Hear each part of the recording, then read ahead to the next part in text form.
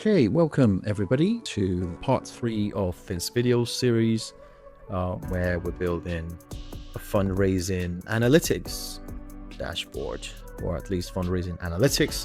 The dashboard is just one aspect of it. Well done for coming this far. Okay, as you can see on your screen, this is what we are going to be building, and perhaps maybe add 1 or 2 other pages as well. But very well done for getting this far. So yeah, here's the reward, right? All of that good work that you've done, where we have built very professional practices, essentially. So this is the sort of thing that you would do every day as a data analyst, as a professional data analyst. And a lot of the skills that you've learned so far should have you in good stead in any domain at all where you practice. Of course, in this particular case, we're looking at fundraising, the charity domain, non-profit fundraising in particular.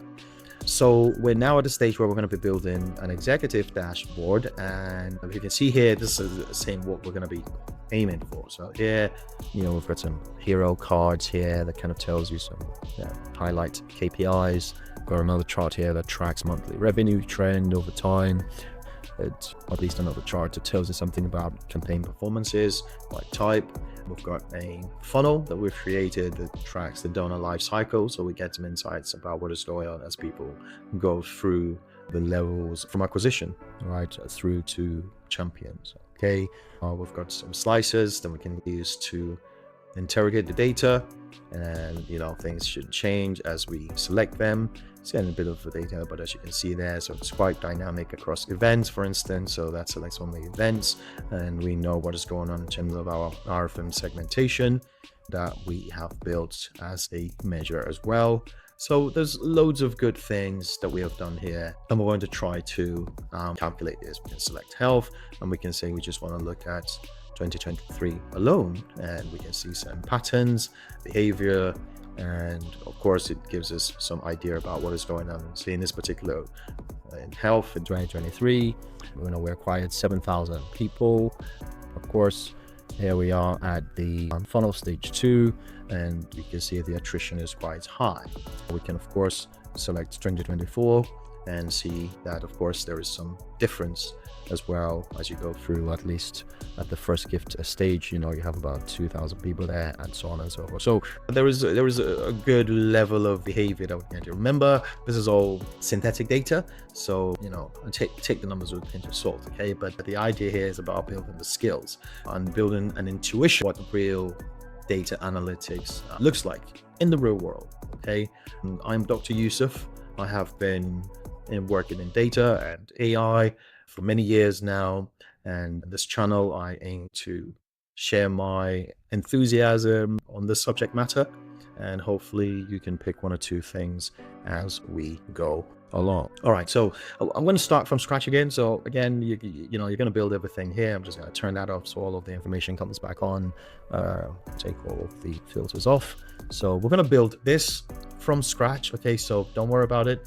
On the GitHub link, I have provided this actual dashboard for you to start from if you want to do that. But I do encourage you to follow from. Okay, so I'm going to leave this here, and I'm going to start a new page at the bottom there. I will name that executive summary as well, but I'm just going to call this exec summary for now. Okay, and we're going to build that. Got a sticky E again. Spell summary properly. Okay, right. So let us build our dashboard.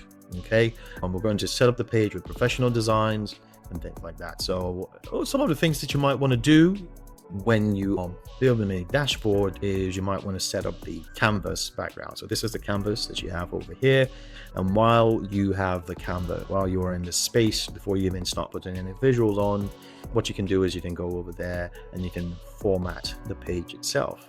So as you can see there, we have page information. Okay, so it's called executive summary. You can use it as a tooltip if you like. Again, you can allow Q&A involvement or some sort of AI that comes with it, and you can add terms that might be used to refer to items on the page, like specific titles that you might have on the KPIs and things like that. You can put all of those terms in there and then it helps drive Q&A, kind of like the sort of Q&A that you have available in Excel, right? So it's kind of the power of what Power BI can do. Okay, I'm just going to turn that off for now. Canvas settings, again, you can set the type, 16:9, aspect ratio 4:3, letter, tooltip, specific sizes. Okay, of course we're leaving it as 16. Okay, for now. The canvas background as well, what the color is. I like to kind of set it to light gray. Okay, something around there, just because. And then once I've done that, you can set the transparency to almost 0. Okay, like so. And what that does is it kind of reduces the glare. That's the point of it. A lot of people don't think about it a lot, but the point is that it will reduce the glare when you are on the page, and it also allows the visualizations to sort of pop. Okay, when you're on the screen, that's the technical term. Makes the visuals pop. Okay, but of course, if you had an image, you can put an image there, or if you had your corporate imagery, for instance, you can put a corporate image in there. You can sort of fit that imagery and put it in there, and so forth. Okay, but I'm not going to do that in this case for this example. What else? So when you set up the canvas like so, and the page information there, the canvas background, wallpaper. If you wanted to add wallpaper, you can do that as well. There's no problem with that. In terms of my canvas settings, as you can see here, vertical alignment, it says top, and that's fine. Some people like to leave it at that. I personally like to set it to middle. Okay, and I'll tell you why. So when I set it to middle, what happens is it kind of puts everything around. I can see that, so I can see the top edge of the border and the bottom edge of the border. Okay, what I will do is, if I go to my canvas background, I can maybe increase that for now a little bit, just so you can see what is going on. And I set that to white, just so you can see that it literally is in full view, so you kind of know the full extent, the real estate that you're working with. Okay, I'll leave that for now. I might just say, let me set that to 30%. Okay, I like round numbers. Okay, so let us start by putting in a text box. Okay, so how do we put in a text box? It's very, very simple. As you can see it over there in the ribbon at the top. We're just going to select a text box like so, and basically you can type in the text box. Okay, I'm just going to call this Fundraising Performance Dashboard. Okay, I can spell dashboard. Okay, and I'm just going to select that and maybe make it size 20 or something like that. I'm just going to expand that so it sits on straight line. Okay, and as you can see, everything is in view now. Just going to put that on there like so. I can make it bold, of course, if I like. Of course, that means that I need more space. I'm just going to set that, center justify, and I can just throw that over there like so. Okay, that's it. Performance dashboard. Right, I can of course add subtle things around the edges and stuff to make it stand out even more, so I can select that. I can come to my properties and I can put on the effects, where I put on a shadow behind it like so. Visual border, yeah, I like to leave the visual border almost like off-white. Okay, but then as you can see there, it now kind of like it's embossed on the screen. So that's great stuff. I can of course select this, and I can do a Control-C and a Control-V to make another one, because why recreate the wheel?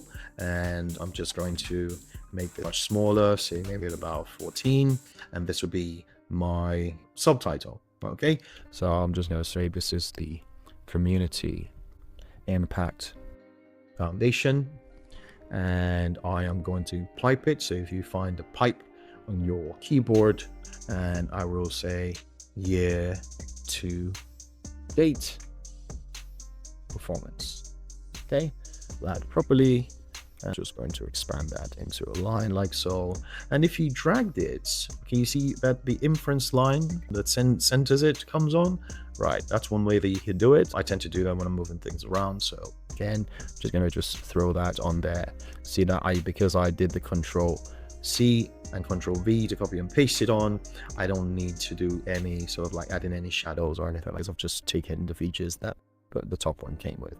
And just like that, I have my Community Impact Foundation year to date performance titles. All right, so it's just one of those things that you have to do at the start. You know, professional dashboards, you know, they tend to start with clear branding and context. Okay, I think it's always key, and also it keeps you on track as well. So, you know, you have like a subtle gray background, it prevents harsh white glare. You can add like navy, teal colors and things like that, just to make the text on a particular basically. I can select all of that in there, and instead of the font color menu, I can come over here, I can go to more colors, and then I can put in an actual hex value. So I might say I want it to be hash 83 Charlie 5 Bravo Echo. Okay, nice teal.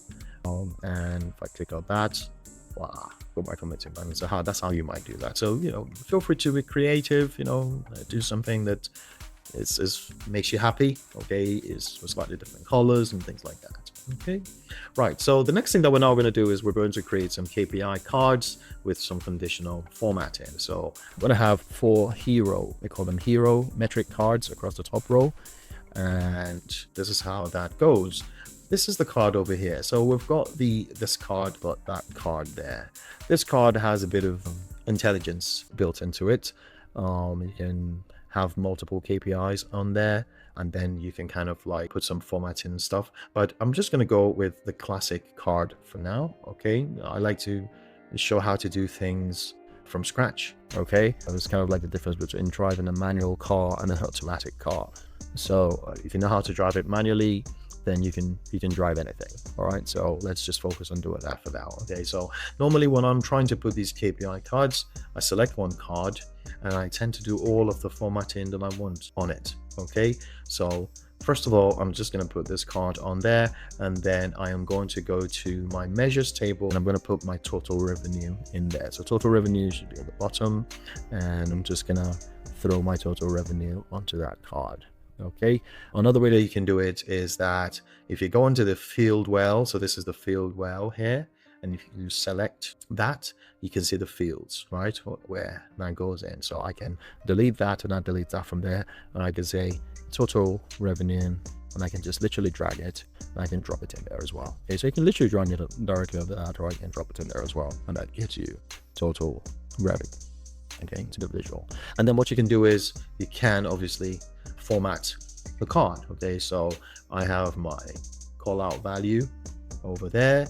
While that is selected, I can go to my format visual tab over here, and on the call out value, basically I can play with this. Okay, I will leave it as that. 24 looks good for what it is. I'm just going to make it bold. Again, I can go into the color and I can make this navy blue. Just going to get closer to it, and my navy blue is going to be hash echo 0 echo 0 echo 0. Okay, oh no, that's not it. I think it's hash 003 delta 5b. That's it. Yes, so I get that nice color over there. We can do text wrap if you have, you know, longer values. If you just click anywhere outside of that, it just takes that off. Okay, category label is on, everything is nice and good. I go to the general tab, and then I can set things like the backgrounds and things like that. Okay, so I go to my effects again, background color nice and white, transparency 0. I put a visual border on, that's cool, off-white. I can round the corners. Okay, so I set the rounded corners to 5, but can you see that when you were setting up the theme, that value was there already? So again, I don't need to do it, right? It's already done it for me. But I can turn the shadow on. Okay, I'll turn the shadow on just to give it that. And turn on the shadow also gives it, you know, there are some parameters that you can set for that as well. Okay, what is the color of the shadow? You know, you can make it not to be that. You can maybe set it to something like a gray, so it's just a bit more subtle. Position bottom right makes kind of sense, and so forth. Okay, you can even play with the data formatting. Okay, total revenue, one of the format options to say, okay, what is it? Well, it is currency. Okay, so I can set that to currency and it doesn't change. If it was a percentage format, you can set it to percentage format. So there's loads of things that you can actually do in here. So I will leave that as that. But the good thing is, because I've done all of those settings for that particular KPI, again, I can just say Control C. I can go join Control V 3 times. Okay, and now I have my 4 KPI cards. And because I've done that now, it's very, very easy for me to just basically go into the field well, and then I just change the actual measures that go into each of those field wells. All right. So I think that is important to, never try not to reinvent the wheel. If you've done something once and you've designed something once, just reuse it. Again, there's no point trying to, do a fresh one every time and stuff like that, because then all I need is one step. I just need to just change the value for it. Okay, now because this is total revenue, I'm just going to take a quick moment to explain something here. Because this is total revenue, Power BI gives us the ability to do some conditional formatting. So we'll demonstrate how to show that professional depth, where we can add conditional formatting so that if something changes in the data, then that value will change color. And then it tells us something is going wrong. Okay, there are 2 ways that you can do this. So I'm going to show you quickly the 2 ways to do it. The first way to do conditional formatting is something what you call a rule-based formatting technique. It's much more simpler, and it's a hard-coded or threshold value. So you use it when the targets are static, and the targets are never going to change, or they'll rarely change, right? So if you select the revenue card like so, and you go to the format pane, okay, where you see the callout value, if you extend the callout value, can you see the color there? Where we set the color, the hex for the value for the color earlier on? Can you see that? F of X, that is a function. Okay, and then if you hover over it, it tells you it's a conditional formatting. Make this property change under different conditions that you define. Okay, so click on that functional formatting, and this brings this up for me. The format style, you can set it to be a gradient. You can set it to be rules. You can set it to be on a particular field value. Okay, if you set it to be rules, then what should we define it on? What field should we base it on? Of course, you could have a social, maybe the sum of total donations, total value, for instance, or just the total revenue. And then, of course, you configure the rules. Okay, so the first rule that we can have is if the value is greater than or equal to 1.2 million. Okay, so I was saying 1, and then that is 2, 3, 4, 5, 6. Right? So yes, so 1.2 million if it's greater than or equal to 1.2 million, and it is less than or equal to, I don't know, the maximum value. Okay, so let's say the maximum value is 1.5 million because that's our target. Okay, or if it is greater than or equal to 1.2 million, or less than or equal to, let's say 1, 2, 3, 4, 5, 6.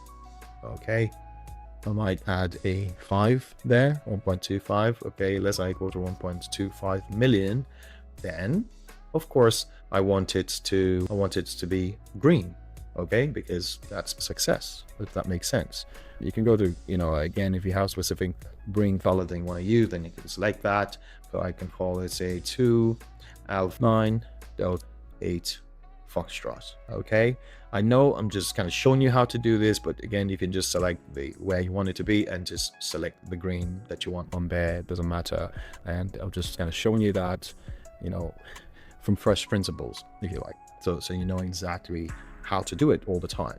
Okay, you go, right, I'm going to set a new rule. I'm going to set a new rule, and if the value is greater than or equal to, let's go 1, 2, 3, 4, 5, 6. Okay, and it is less than this time that maximum value that we set above, so that one there. Now you can just copy it, Control C, and you can just throw it in there, Control V, I give it a different color, or I just say I want it to give me a warning. Okay, make it amber. Okay, I'm just going to select that again from history, and that's fine. And the thing is that once you create those colors, they tend to stack there, so you can just reuse them. Okay, so there's nothing wrong with discussing with your company, agree on what colors you want to be using for these things, and then once you've selected them, they tend to persist over there, so you can just pull them. Okay, and they persist through different dashboards as you build in there. All right, and then of course, yep, we're doing a RAG. So the final one is going to be that if the value is, say, equal to, I'll say, let's say greater than or equal to, I'm going to say 102, 1, 2, 3, 1, 2, 3, 4, 5, 6. Okay, and say it is less than 1 million. Okay, this time 1, and then 1, 2, 3, 4, 5, 6. Then please, I want it to be red. Okay, now there's something wrong with my logic here. What is going on? Because I have 1 or 2. Let's see if I go for greater equal to 1 million, and yes, so yeah, that's where it is. I don't want it to go any less than 1 million. I set that to red. Okay, and let's see what happens here, because I'm at 1.5 and I hit OK. What gives? Let's refresh that a second. Okay, so here's an opportunity to show you something interesting. So because I changed the file path, right, while I hit a refresh, it can't actually find the files where it's pulling the data from. Okay, so this is why that color hasn't actually activated, and of course it's telling me it could not find the file or things like that. There is no problem whatsoever. Okay, it's an opportunity for me to show you how to deal with this sort of situation. Okay, say the files are moved and you open your dashboard where you've got all this beautiful graphs where you've created, and all of a sudden everything is broken. How do you deal with that? Right, so I'm just going to close this, and now that I know I'm trying to pull the data back, I'm just going to wait for everything to settle. They will probably give me some sort of error message, and once that has settled, we will relocate the files from the new location where it is, and then we pull it back into the dashboard. Okay, so what you want to do is, if you wanted to replace file references essentially that have been missing, you just want to go to transform data over there, and can you see that it says data source settings? Okay, just instead of transforming, because if you hit transform data, we'll open up Power Query where you do your transformations like we did so in video number 1. So we're just going to hit that, and it should bring up a dialog that gives us an opportunity to replace those file references. Okay, so while that loads up, just going to give it a quick second for that to load up. And if things are quite slow, it may just be that you have a caching issue. So I would recommend, go into your cache. So if you opened up just very, very quickly, I might just show you this.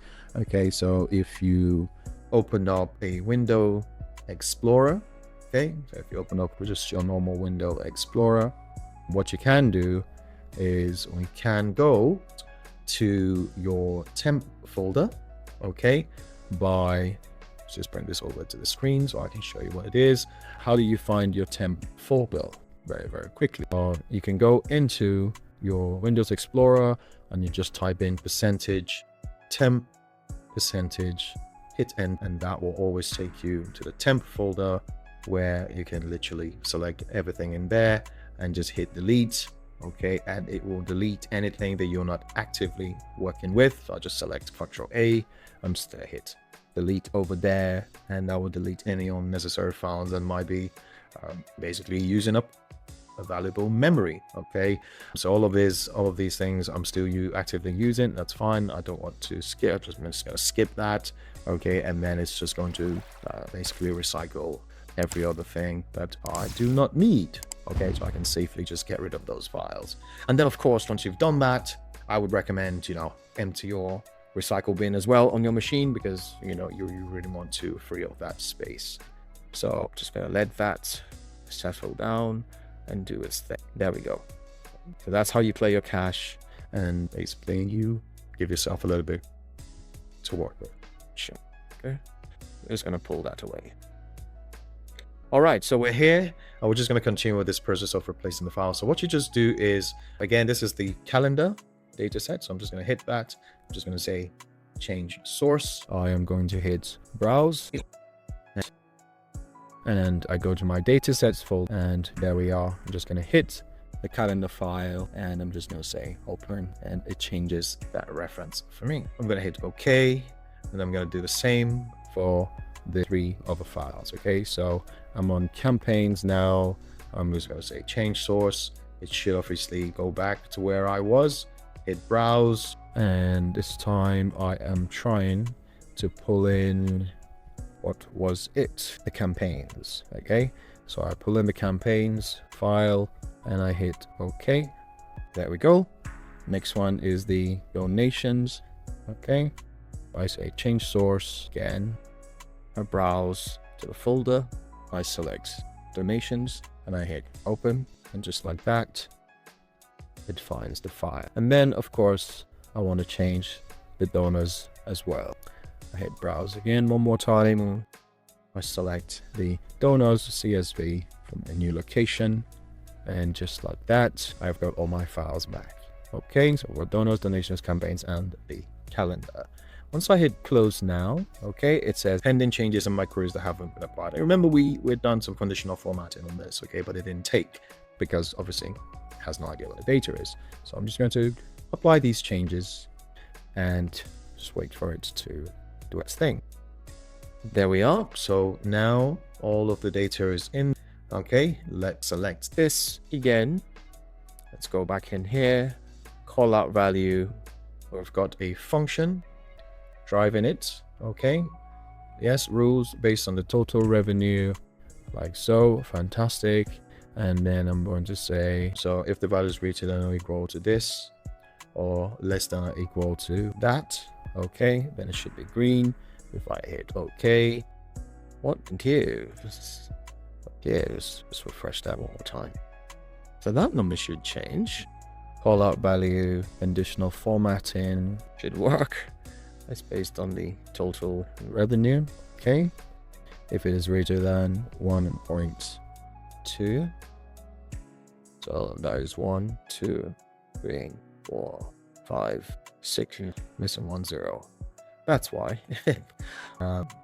So that could catch you out for 1, 2, 3, 4, 5, 6. Similarly, I have to do the same thing here. So I've got 1, and then I want 1, 2, 3, 4, 5, 6, and similarly here as well. I've got the 1, and then I need 1, 2, 3, 4, 5, 6. Okay, I think this is actually correct. So I've got 1, and then 1, 2, 3, 4, 5, 6. And after the 1, I need 1, 2, 3, 4, 5, 6. That was actually correct, wasn't it? 1, 2, 3. 1, 2, 3. Yep, that's correct. Where have I gone wrong here? So I've got 1, 2, 3, 4, 5, 6. That should be correct.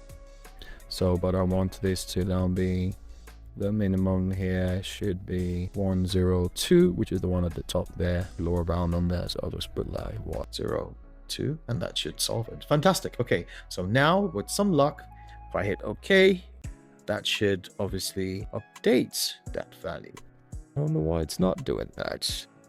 Refresh that one more time. I've cleared out my cache, so there should be no issues with memory. So if I come here and I go call out value Rex, these are rules. It is all correct. I will come back and look into that. And then we can figure out what is going on together. Okay, but for now, I can quickly show you the dynamic way. Okay, so basically you can actually control it in a dynamic way. Okay, but what you have to do is you have to set up a DAX measure, and to do that you have to set, and this is what you would do in production, to be honest, in sort of like real systems where that value can be changed quite dynamically. You would set a revenue target value. Okay, so here I've got the revenue target value, and the revenue target value is 1.2 million. So that's my target value. Okay, I've got 1.2 million as my target value. Okay, so I create that measure as you see there. And then once I have created that measure, okay, because I've done this earlier on, so that's why we have that measure. What you then need to do is you can then create another measure, which is the revenue card value. Okay, so the revenue card color. So the revenue card color is, you set the variable target, which calls the revenue target. You set another variable called current revenue, which would be the total revenue to date. You set a variable called a performance percentage, and then that would be a divide between the current value as the numerator and the target value as the denominator, else defaults to 0, so it's a graceful exit. And we say we're going to return it on the basis of a switch, which should yield true. If the performance percentage is greater than that, then give it a color. If it is 85%, so for instance, you say your annual revenue is 1.2 million, right? To set this at the start of the financial year. So we set a threshold of 85%, which would be 1.02 million, okay, of that 2 million, which represents your minimum acceptable performance, okay? And once you've set that, of course, it requires manual updating if the targets do change, but all you're just going to do is go into the measure and just change that measure. Okay, so, well, at least if you were doing it with the hard-coded way, you have to go in all the time and change it all the time and change it all the time and change those less than or equal to values. Okay, so that's just, you don't want to be doing that. Okay, you don't have the time to be doing that. All right, so it is better that you dynamically control it this way by building a revenue card color. Okay, and then once you've built that revenue card, that's all that you then need to do is you apply your field value formatting again to that card. Okay, so if I go in there and I put my total revenue, okay, into that card, okay, it puts it in the field well, even if I don't have it open, it puts it into that field well there. All right, all I need to do then is go into the format pane.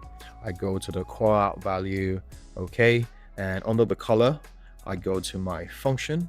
Okay, so I hit that function, it brings my function up, and then I say, instead of the total value, I say I want this to be on the basis of the field value, right? And then what field should we base this on?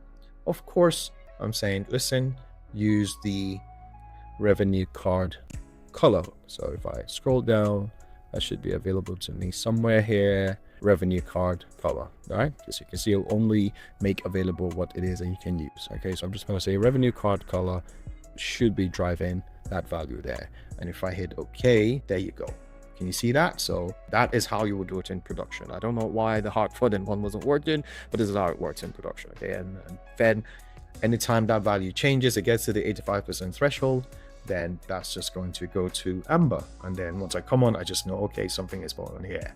I need to investigate it. Okay, I'm just taking a bit of time to explain that in detail, just so that you have an appreciation of the sort of thought process that goes into doing this stuff professionally. Okay, so this field value approach that I've just shown you, it's much more sophisticated, and that is what you would be doing, you know. So that revenue target measure itself could pull from, I don't know, you might have what is called a targets table, or you can calculate it dynamically, as I did in this case. And what it does is it just encapsulates all the conditions and all the conditional logic in a DAX measure. Okay, I can multiply the target by 0.85 directly, as I did there. Okay, I can just multiply it by, where is it? If I hit on that measure again, revenue card color, okay, I can just multiply it by a certain value and it would give me something. Okay, so I don't really need to be playing around with rules all the time and changing them. Our rules have their place. Okay, like I said, if it's sort of like a static measure, then you can just set those rules and those rules are in place. Okay, but with the nature of fundraising and giving and things like that, numbers change, things change, targets move, so you can set these thresholds, okay, on the basis of, you know, the maximum that you've set as a goal for the year. Okay, now if your finance director or your finance team updates the target mid-year, for instance, because something had changed, or you filter to a region, for instance, that has different targets, for instance, then the colors will just automatically be adjusting. Okay, so this is what you do at enterprise level. So I hope that was useful. Okay, I'm not gonna go on further about that, but that's how we build that. Oh, okay, fantastic. Now the next thing that we're going to focus on is our total donors. Okay, so I'm just going to hit on the next one. Again, instead of that, I'm just going to replace that with total donors. Okay, so I'm just going to select my total donors here. My total donors, I'll just expand this a little bit actually, so I can kind of read everything easily. So I can see my total donors. I can just take my total donors and I can just replace that over there. Okay, as you can see, it's got 6,500 donors, but it's got a decimal. I don't want it to have a decimal. Okay, so I'm just gonna go on the call out value, display units, none, of course. I might leave that as auto actually, because it's sensing, but it should be decimal places. I don't want it to be auto. I want it to be nothing. Okay, should fix it. Okay, set that to none, and the decimal places to 0. Okay, so again, that just tells me, okay, this is just a whole number that I want. All right, I have 6,500 donors that given to causes, right, that are given to causes. Okay, it's not about how many are given to specific causes, just generally there's 6,500 donors. Okay, of course you can apply conditional formatting as well, same as we did for the revenue card. Okay, to maintain consistency and things like that. So free to give that a go.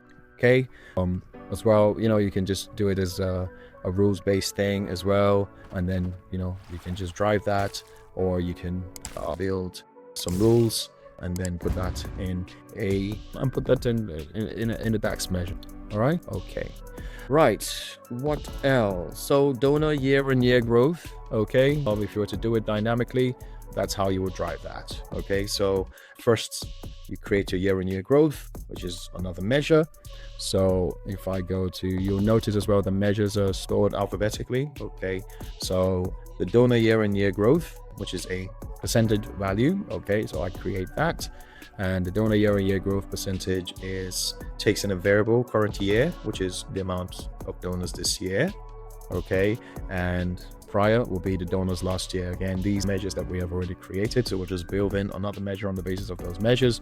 And the year-on-year growth is, we divide current year minus prior year as the numerator divided by the prior year. Else just leave it blank and we know, oh, there's been no year-on-year growth in donors. Okay, once we have done that, then we can then create the donor color card, which I have done already. As I said, you know, I've already created that dashboard. So we have our donor card color here, and we say variable with defined growth, which is based on the donor year-on-year growth.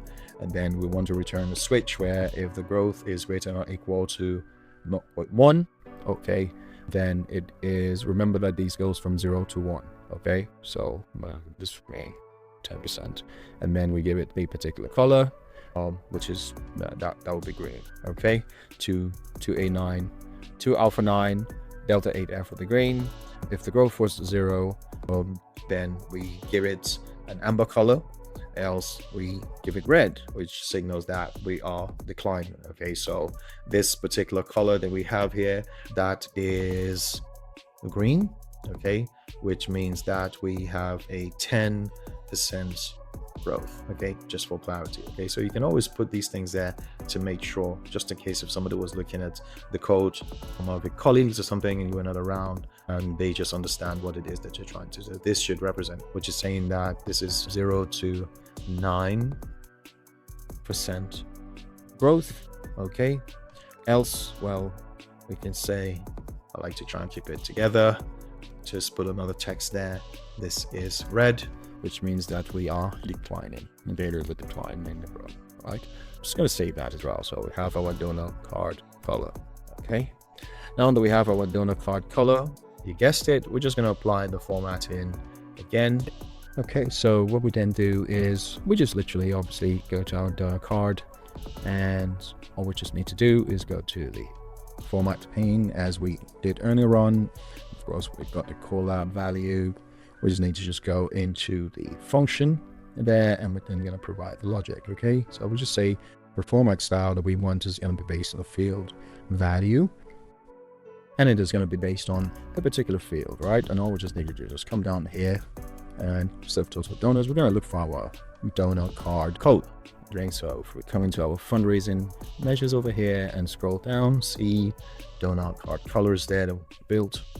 We'll select that, and voila. And as you can see, 6,500, that makes sense for it to be amber on base of the logic, right? Because the logic that we were trying to go for is that year on year, if we have between 0 to 9% of growth, then we want to see it as an amber, so we just know that we're working on the 10% growth, right? Visually speaking, if that was green, then we know, okay, our growth is actually 10% plus. Okay, so that's one way that you can really capture that, because embedded in the logic is the automatic calculation of year-on-year growth, regardless of which year is filtered. Okay, so that's very, very important, as opposed to obviously doing it the hard way that we talked about and just going for putting in that actual hard-coded logic. Okay, the next thing that we want to do is this on the card here next to that, to maintain much context as well. What we can do is we can apply a donor trend arrow, some sort of trend indicator, so it gives a meaning to this number. And of course, we have already created this, so you might want to try and create that again. I'm going to show you the formula, so obviously you can build it yourself as well. That's the DAX measure for the donor trend arrow over there. So we develop a variable called growth that takes in the donor year-on-year growth percentage, which we build to drive this color formatting they run. And we say return if growth is greater than or equal to 0.02, right? Then basically, the arrow is going up. If growth is less than or equal to 0.02, then of course it's going down. So if it's negative, then it's going down. Else, it's just basically stagnant. So we're not really doing anything per se. Okay, and literally, that's how we define that within the donor trend arrow itself. So even sort of like visual indicators, we can code that in DAX measure. Okay, we've already created a card, so we don't need to really worry about it. There's not much for us to worry about. Okay, so I can literally go into the field well, and on the basis of that, I can replace what I have there with the dollar trend arrow. As you can see, we're not going up, right? We're just kind of like where we were last year. We're just there. Okay, the one that we have here, next KPI card that we have here is, say, the average gift. What is the average gift that's being given? Okay, and all we need to do is get the average gift, as we talked about earlier on, and just replace that over there. And now I'm still selecting that one. I'm just gonna Control Z to go back to that, undo that, I'll select this card, and that's where I want to put in the average gift. All right, and of course, I can apply the same formatting again, which we can obviously, as I talked about, you can come in here and on the basis of the call out value, we can select that. And we can make some rules. We can say, okay, if the value is greater than or equal to 45, as in £45, we give it a number. If it's between 40.5 to 45, we give another number. If it's less than £40, or so on and so forth, we'll give a number. That's fine. But, we're doing enterprise level stuff. So you can do it that way if you're absolutely sure that one changed. But in fundraising, numbers change, right? The average that somebody gives might change. So I'm not going to do that, okay? We're going to actually just, how we've been doing it, build it. But first we need to create a historical context of what the average measure is. Okay, so we might created the average gift, historical average gift, which is just basically a calculate function. Take the average gift overall, okay, and basically look at the dates in period, take the maximum date, go back 12 and step through it in a month wise. Okay, so we can know year on year essentially. All right, average gift, and that becomes our historical average gift. And then we use that to then drive the gift color, the average gift color. So the average gift color becomes a current average that captures the average gift, and the historical one is the average gift historical that we just calculated.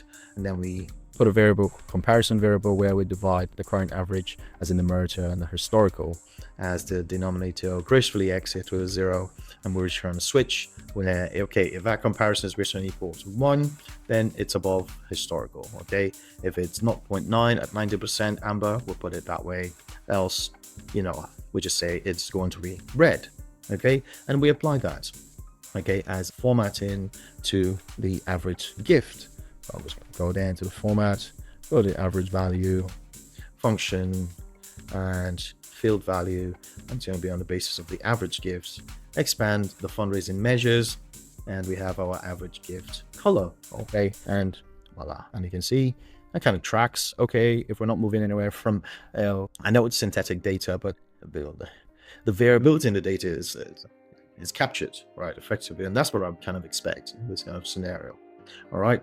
So having said that, I can kind of maybe tweak that a little bit, because I want to make space for another very, very important measure, okay, that I want to put on a hero card as well. I'll just bring that a bit slower, a bit closer together, and there we go. We're just going to Control C and Control V again, just to make a new one, because I don't want to have to redesign the whole thing. And then I am now going to put in another KPI card here, where I create a retention rate, okay? And basically my retention rate itself, has been calculated. So I'm just going to capture my retention rate, okay? And I'm just going to change that. So retention rate, replace that in the field well.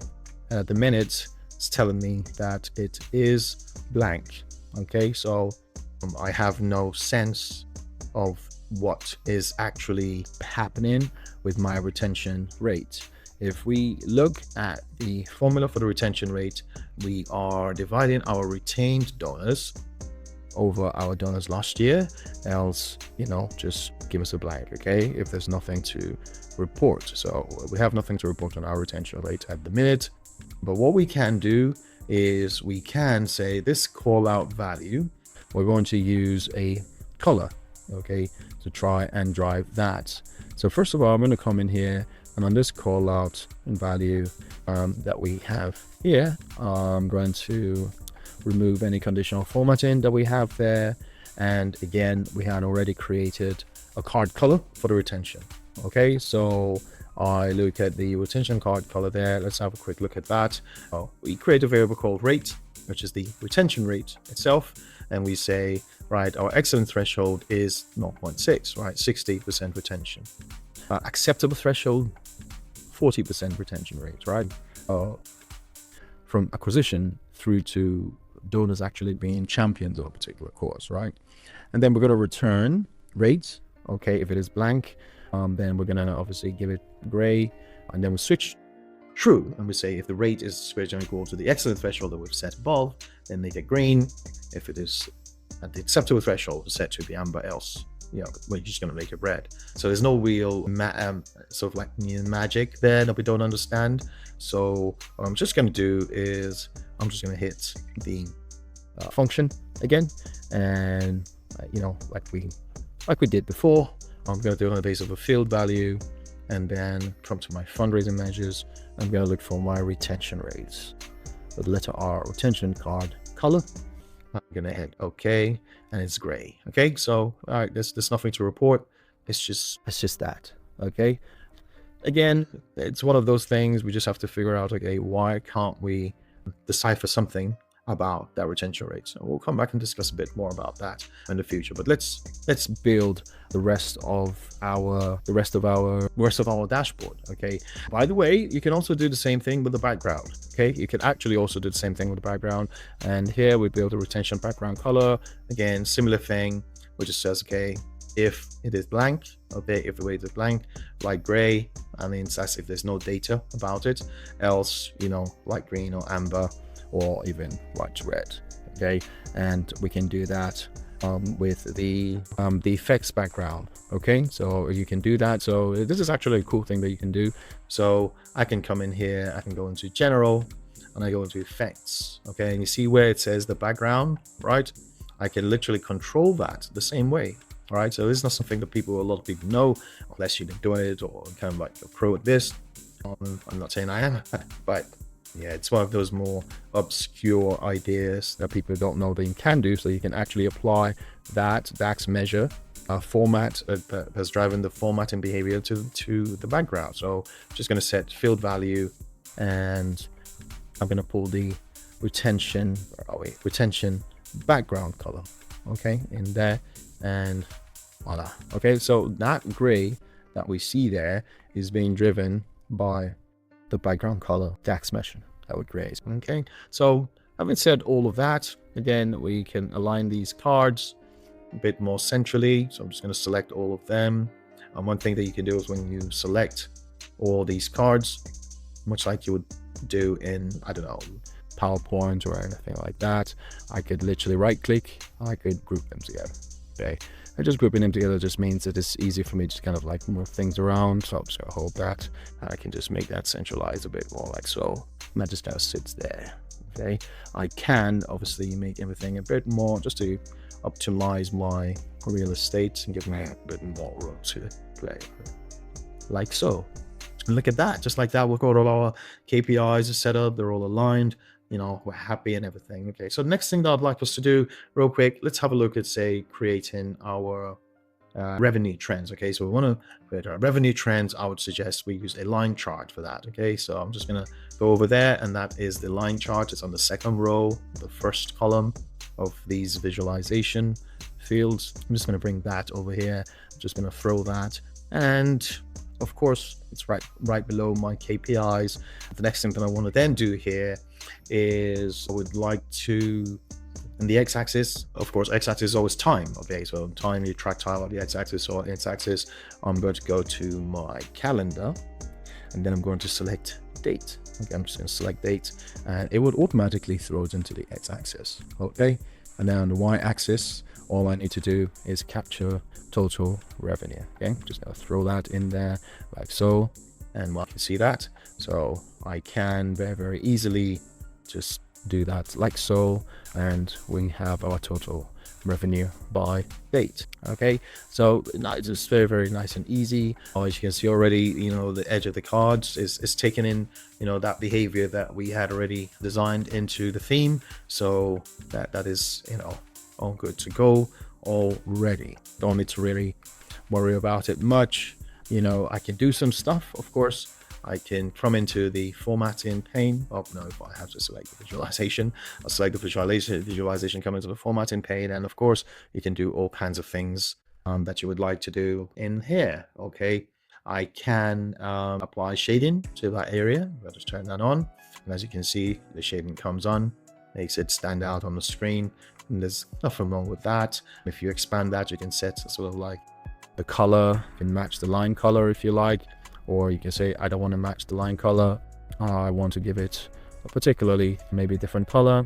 I might want to use something like, say, blue, or that kind of grading, and maybe make the transparency say about 80% or something like so. Okay, so again, all these things are, you know, ways that we can manage what it is that we are building. Okay, so there we go. I'm just going to close the filter up there just so that I can see a bit more. Okay, I'm just using a smaller screen over here. So, but you get the gist of what it is that we are doing. We're trying to fit everything into this canvas area here. Of course, rest assured, when it is at 100%, everything is just much more clearer.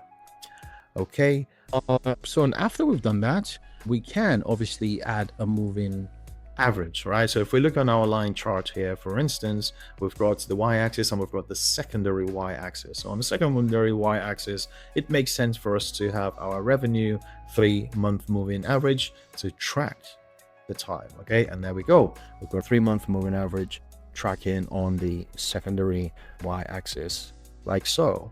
Okay, again, I can come in here, I can do all kinds of interesting things. I can go onto the lines, and I can say, okay, the line style for all series.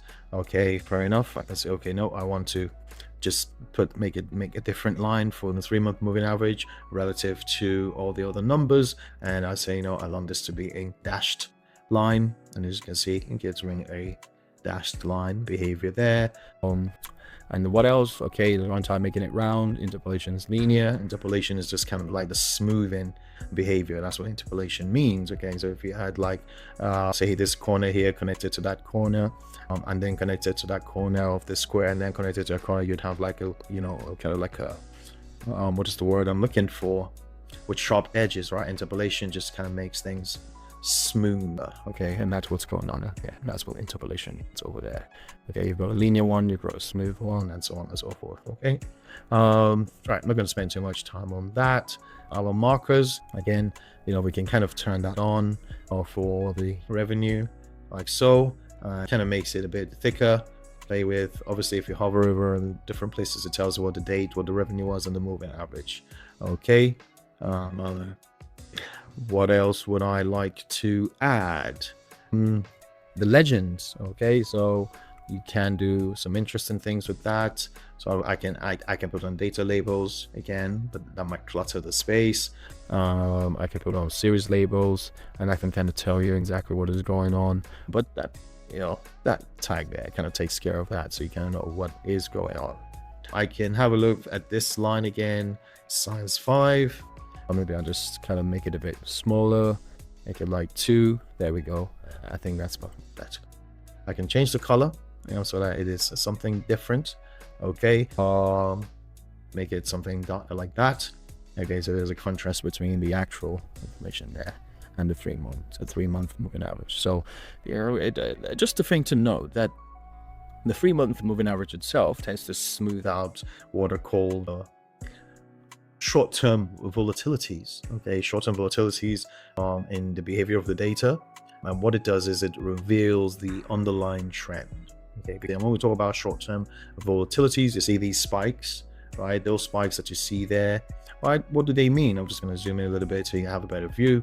Okay, so yeah, we have a spike. What does that mean for us, right? That's not really something that is indicative of how we can track actual performances, if that makes sense, because that could be some seasonal event, that could be an unnecessary, and you can't plan on the basis of that because you don't know when they will happen. Okay, they can happen on a smaller scale, they can have a much smaller scales, but generally these are kind of like outliers that can skew or understanding of your risk or understanding of what it is that's going on in the market. So this is why we use these moving averages. Okay, and you'll notice that you know, this is kind of like showing us some sort of nice consistencies. In the year we might have a little blips, and but it's just much more consistent momentum, even when individual months fluctuating like this. So if you went even closer to understand what was going on in the data, different ways that you can control this. Actually, let me show you a better way that you can control this instead of just zooming in and out like so. I can put on a slicer real quick, right? I don't have to keep this on, but I can put on a slicer and I can throw a date onto that slicer, and that gives me sort of like a date period to play with. And if I do this, you can see that it moves that information. So let me do it on the other end so that we can see what's going on with the spikes. Okay, so again, this is what's happening, and you can see that it's kind of like dynamic and things are changing. So that's fantastic way to see that. Okay, so this is a much better view. So we've zoomed in into this period in time, and even though you can see that spike there, the 3 month moving average still helps us to maintain that sort of consistent rolling performance rather than some sort of a purely mathematical progression of projection even of what is happening, which, okay, yeah, that's the reality, but over time the smoothing behavior absorbs much of that volatility, and this is important for executive reporting. So I mean, you know, most executives prefer to have moving averages, okay, because they're much more easier to explain to people that are non-technical stakeholders. But if you're trying to explain it, hopefully that is useful for you to do that with. Okay, so that's fine. I'm just gonna pull back all of the information into view. Okay, so yeah, we could use that, you know, as it's kind of like a date to drive things, and you can kind of typically just maybe put that somewhere like so. And then that just means that when people come on there, they can use that to track the behavior of the data. Okay, so I hope that's useful. Alrighty, a slight difference from obviously the other dashboard that I showed you at the beginning, but yeah, obviously that just popped up, and I'll take the opportunity to explain that you can kind of do things with the slider as well. You can change the color, you know, if you have your company color scheme, and make that, you know, stand out a little bit. You can change the slicer settings. Again, you can make it in between. You can make it a tile, for instance. You can make it before and after. So what you saw was probably the tile that we have there, and that kind of goes through a date timeline. Not necessarily efficient in that sense. You can set relative dates again, and then you can use that to slice it if you liked. But typically people tend to use in between because it's just much more easier for you to control it. The slicer header itself, yes, it says dates there. That's fine. Again, you can turn it off because you know exactly what that means, right? You can just tell the dude that that's dates. I don't need to necessarily put it because it's just taking up unnecessary resources. And it means that I can make that even much more smaller and make better use of my real estate. Okay, what else can we do? We can come into general, of course, and there are different properties of this and the height and things like that and positioning. We can play with that. We can play with the padding, for instance, so it kind of like move things and make them much more central. So if I was increasing that, for instance, I think it goes up to 20. There we go. So it's kind of moving over. So we do the same thing here. I'm gonna make that the same and just take that all the way up for 19, 20. Okay, you can see it kind of pulls things together a little bit more. And I can maybe just centralize it just about. Okay, and it's just much more neater to play with. I'm gonna throw that to the side here. Okay, there we go. Okay, because I'm a little pedantic, I might try and just line it up as well over that side. There we go. Right, so we're moving, we're cooking. So it's fantastic. We've got now what is interesting about this and that I'd like to just quickly show you is that you can make this title dynamic. Yes, you can make it dynamic. Let me show you how you do that. I've already written that before. So if you look at these measures, we can look at the revenue charts title. See that? I call it the revenue charts title. You do all this work in hand because once you've built it, then as data comes in, things just change, right? And you don't have to worry about all of it. So the revenue chart title takes monthly revenue trend and take the format of our total revenue that we calculated, of course, in that format, and year to date. And if the revenue year-on-year growth is greater than 0, please put an up arrow, else is going down, and okay, format it on the basis of absolute revenue year-on-year growth as a percentage, okay, relative to the prior year. All right, very, very important, because now that we have done this, all we then need to do is, while we've selected this, we just go to the format pane again, hit general, come into title. Okay, you see that even there? Because we can change that. We can literally just say total revenue and 3-month moving average, right? As you can see, you can literally just change that. Okay, that's all good. If you wanted it to just be that and people just read it themselves, but we can go further. Okay, we can say we want it to be on a field value, and on what basis? Because we can come over in and we can say, where is it? Our revenue charts title that we just wrote.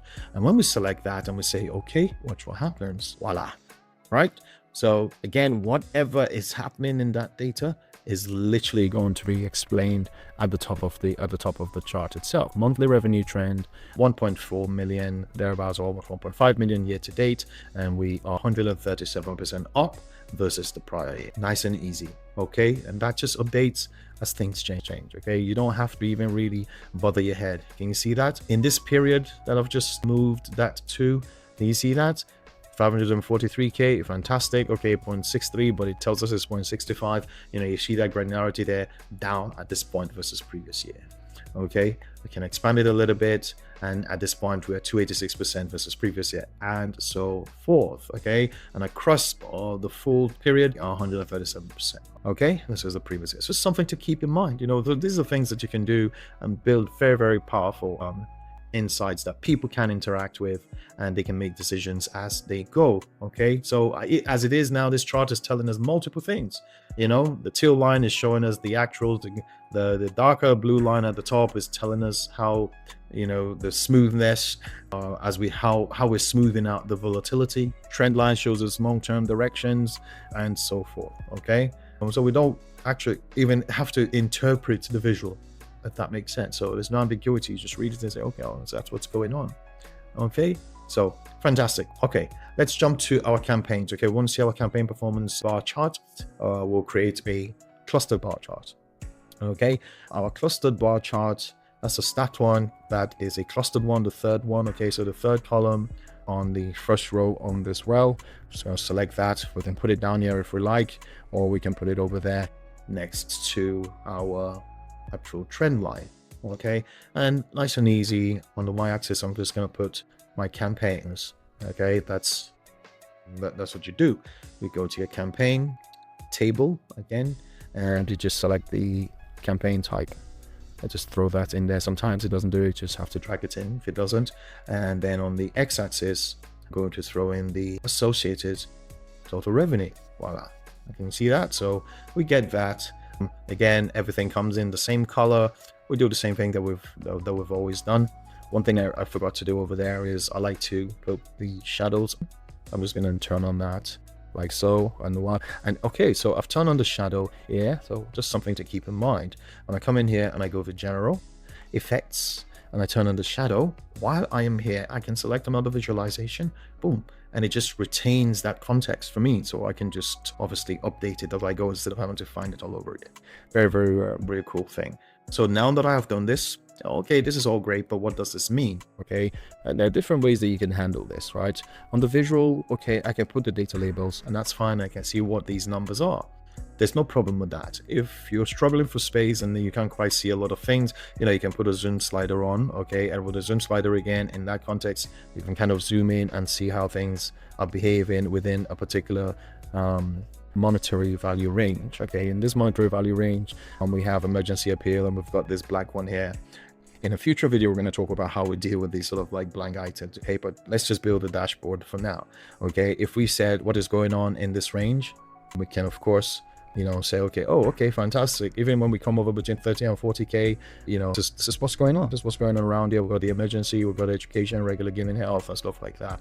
There's some interesting things that we can kind of see, okay, if we wanted to do that. All right, and that's great stuff.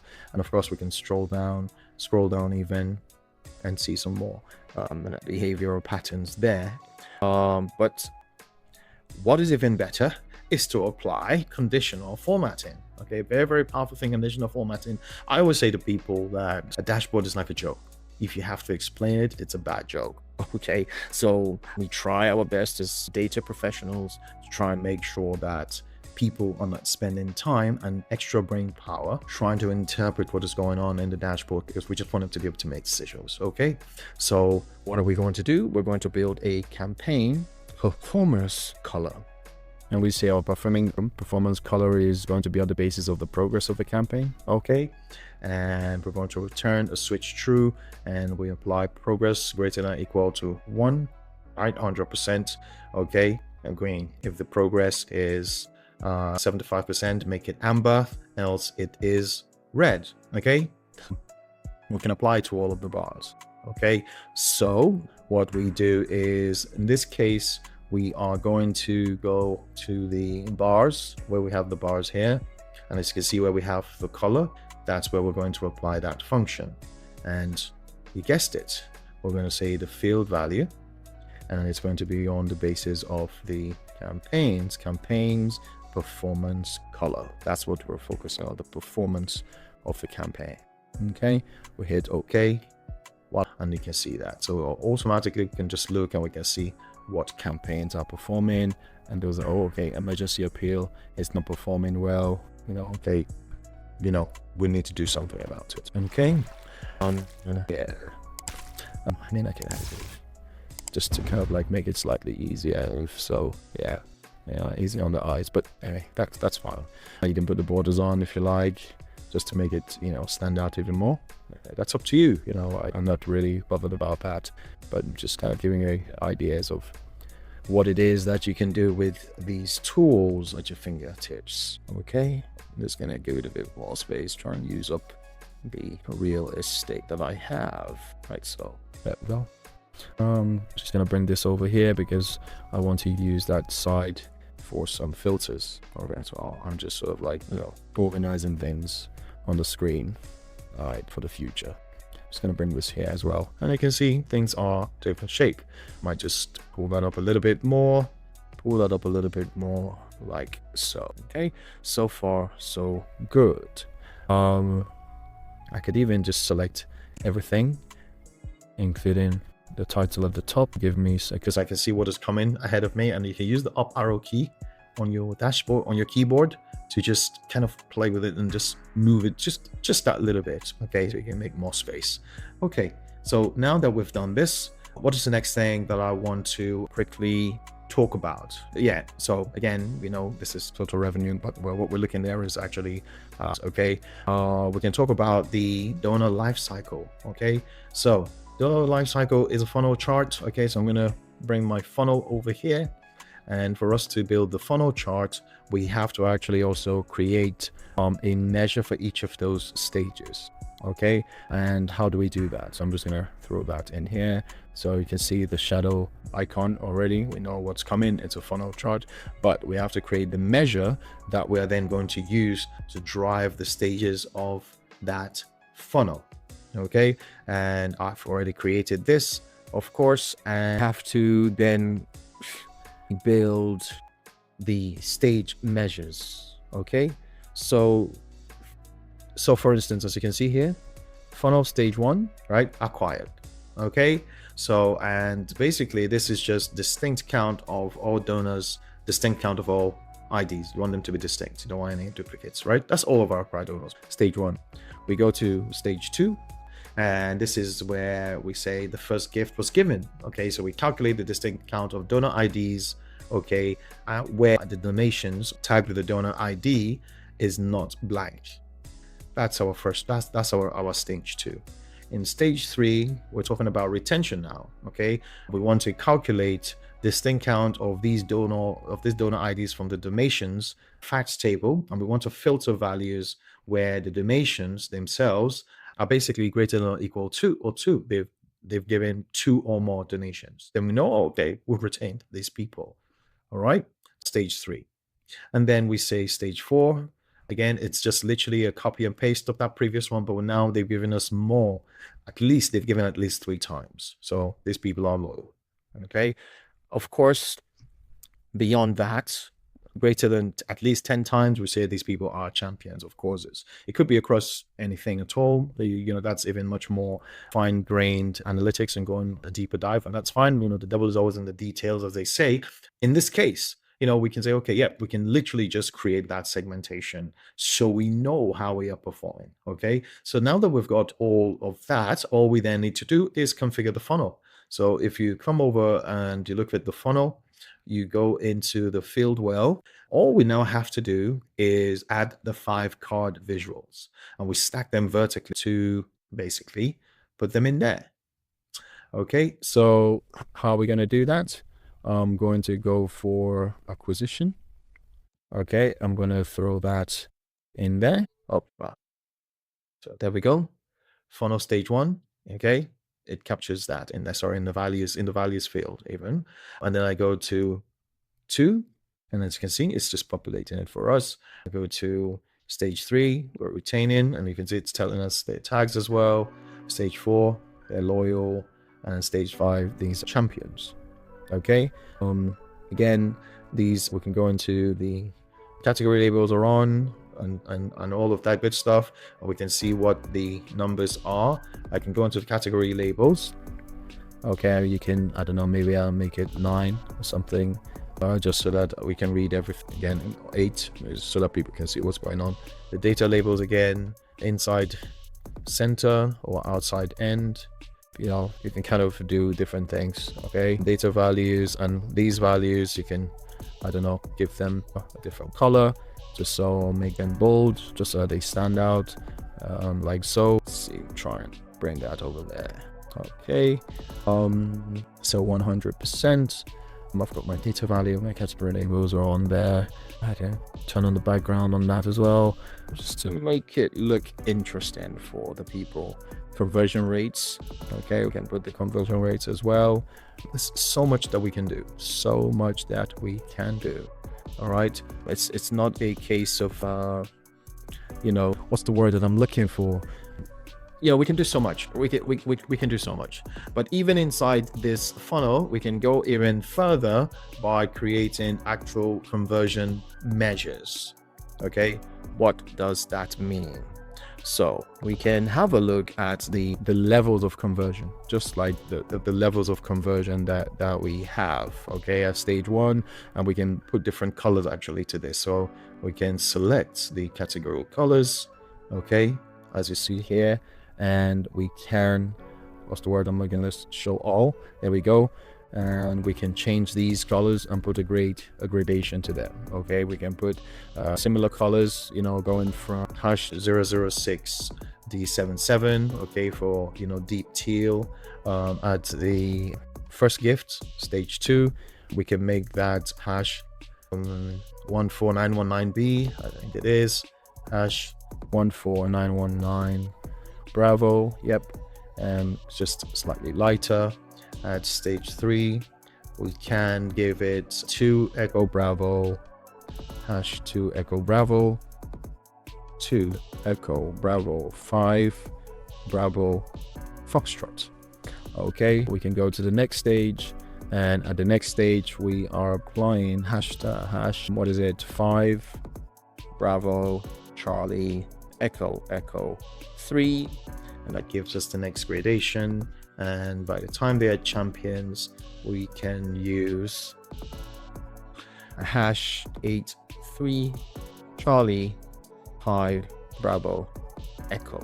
Okay, so, or you can just use different colors. It depends on what you do. I just like to be a bit precise with doing that, and that just gives us that information. Okay, of course we can calculate our conversion rates. There's nothing wrong with that. We can calculate the conversion rates manually. Nothing stopping us from doing that. So feel free to try and see what that conversion rate is. Okay, so if we're going from, you know, 100% to 5,000, okay, at this level 4,599, I'll go with 5,000. Okay, I think what I can also do is I can come over here, put my effects on, the shadow on, and the title. You know, we've got all of this text. We don't necessarily have to, what's the word, keep that like that, because obviously this just takes so much time, so it takes the unnecessary space in there. So I'm just gonna call this Jonah Lifecycle funnel, and this is the journey from acquisition to champions. Okay, let me just make that a bit smaller, maybe make that 12, and I'm going to come over here, make it centralized. Even then I can put a divider if I like, you know, across that, and it's just much more neater, isn't it? Just much more neater for you to see what is going on. Put things in the background if you like, you know, the data format. You can apply the data format. I mean, you can make it a percentage, but you know, that's not going to be great on that. For that, we'll just make it a whole number. Okay, make it a whole number and whatnot. Okay, yeah. Happy days. Okay, feel free to play around with these. You know, have fun with it. You know, have a bit of fun with it. Get creative. Okay, if you do have any questions, you know, please just put in a comment, and I will do my best to answer your questions. Okay, just gonna look at the values here. Okay, that's fine. I'm just going to leave that as for now. Yep, I'll leave that as is for now. Okay, then very quickly, we want to create our segmentation matrix. Okay, so we can come to the end of this segment. That's the table. This is a matrix. So the one with the kind of like Tetris type blocks on it is the matrix. I'm just going to throw my matrix in here. It's kind of like a table, or very sophisticated pivot table. And you can put some interesting things on there. Okay, so now that I've put this in, I'm going to go, I want to put in my total donors. Okay, my next thing is I want to add my total revenue, and I also want to add the average donor lifetime value, okay, that is associated with that. And in terms of the roles, I want my donors RFM segmentation. Okay, so I go to my donors, and the RFM segmentation that we created, I'm just going to throw that into the rows, and look at that. We have our RFM, those at risk, those we could possibly lose, those that we've lost already, no donations, potential loyalists, and so forth. Okay, so we can kind of like put that in there. What else? We can go to apply some conditional formatting real quick, and so much that we can do in here. You can play with the layouts, the grid, and all of that. Blank rows if you want to have them in there. So for the values, for instance, okay, I'll leave the values as it. Do I want to show the subtotals? Yes. Cell elements, okay, we can set background colors to them. If we wanted to, data bars, we can put data bars on, and that kind of tells you what is going on, how far, where they are.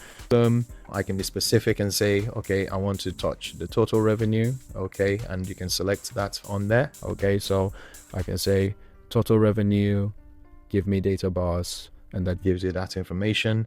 I can also apply icons if I wanted to, so it automatically pulls those icons, the green, amber, and red, and basically just finds sort of like a nice spread across the numbers. Okay, we don't have to even be that specific about it. I can come back to total donors, and with the background color, I can put effects on it, and I can change this and it's kind of like make it maybe that color so it doesn't kind of cover the numbers too much. But there's some interesting things that you can do this, so I'll welcome you to kind of like play with these cell elements and kind of see what you can actually make of it. Okay, so I'm not going to spend too much time formatting that like so, but there's a plethora of things that you can do there. I'm going to put my effects on, of course, as I do. Let's come over here as well, select the general effects, put on the shadow on that, and yeah, you could even put on the title if you wanted to do that. Okay, so but I'm not going to focus on that too much. I can go to my actually on the visuals, perhaps. Let's see, on the column totals, we can put a background color to that. No, I want the cell value, sorry. The cell elements, I can come to my donor lifetime value, okay, and I might, for this one, put some conditional formatting and icons. Okay, so what can I say? Should we put it on the basis? Let's put some data bars on there as well. Paragraph from item, okay, and put some icons. You can see what's going on, etc. Okay. Yeah, I will leave it at that for now. I'll leave it at that so I don't get too bogged down or carried away. All right, you can sort it by the total revenue. Okay, you can just come down there, you can say sort descending or sort by total revenue. It's quite intuitive, so it's already done that for me, so I'm not really gonna worry about that so much. If you wanted to assert the actual sort order, see here we've built a RFM sort order, but this is a calculated column. Okay, so it's just something that you should keep in mind. Sometimes you can create strategic columns, like I said, while you are in here, just to assert the ordering. Okay, and in this case we've done it in the donor table. Okay, so if you go to the table view real quick and you selected donors, you will see that we have created an RFM sort order, which is just essentially a switch, and we save their champions, tag them with a 1 if they're loyal, tag them with a 2 if they're potential loyalist, 3 can't lose them, 4 donors, 5 at risk, 6 hibernating, 7 or if we've lost them, 8 else 9. Okay, so we just kind of like put a sort order there so that we can track that data, and we create that as a column. Okay, basically you come in here and column tools. Okay, new column, type in that formula that I've just shown you in there. So new column, when you set up a new column, it will activate your formula bar there. Okay, and then all you then need to do is basically the sort order.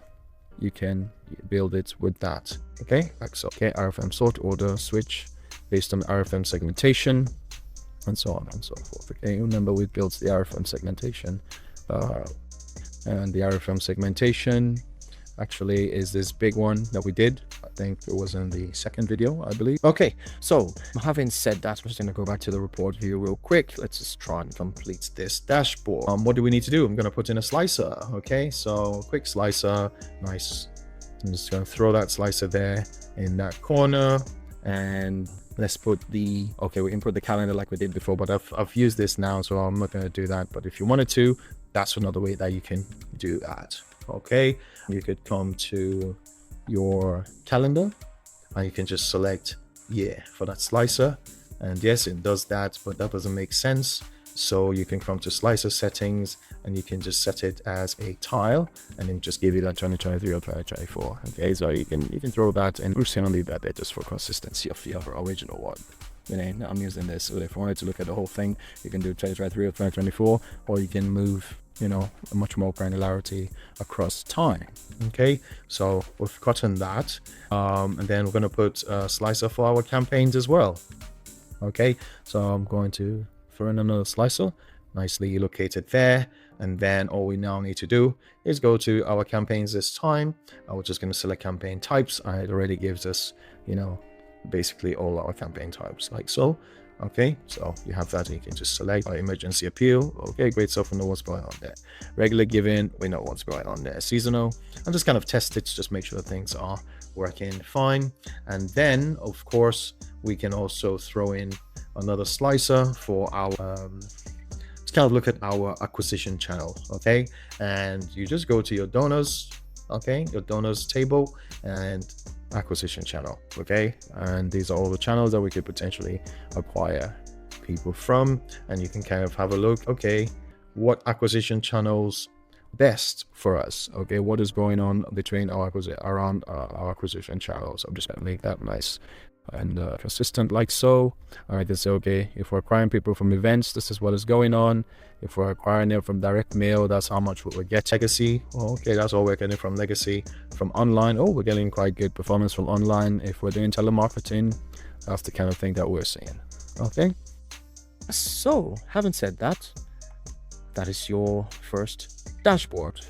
I'm going to make an extra video, we're going to make some other extra pages, but I'll leave you to catch up with that for now. Okay, so I think my final thought here is that these interactive filters that we have put on there, they help to democratize the insight. So a director is sitting down and says, how did online donors perform in water projects? Okay, so I can go online and water projects. Okay, I can see what's going on there. Okay, and it's just I can say, okay, let me look at it last year as well. Okay, and so on and so. Okay, what about this year? Okay, nothing really. Okay, fair enough, but that makes sense. Okay, remember, this is all synthetic data, so it's actually reflective of any real charity, but it hopefully gives you like I said, it's more of an exercise to kind of teach you the skills that you need to do professional data analysis. We build analytics pipeline. So I hope that was useful, and I will see you on the next one, where we add some extra insights and some extra annotations and kind of like describe what else is going on the dashboard. Okay, I'll see you then.